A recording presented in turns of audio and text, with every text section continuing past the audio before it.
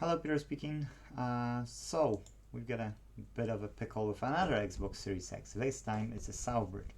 I'll show you on the video. I've recorded a video here about it, and this time we've got a problem. When we were voltage injecting on the other side, the only place which was taking at the start 1 volt, then 2 volts, and then we went to 3.3 volts because we've seen on other Xbox, and it was a 3.3 volts. You can see how this is here drying out.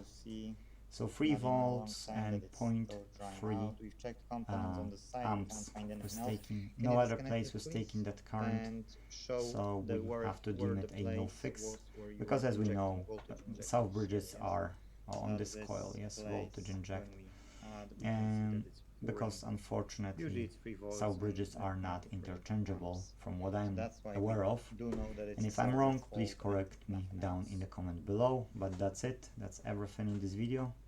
As you see, another Xbox which we can't fix it, ticket number 630, it was last month, actually not this month, so it was here for quite a bit of time during the transfer from one room to another.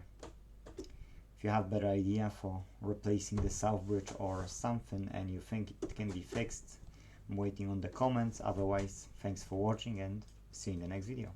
Bye bye.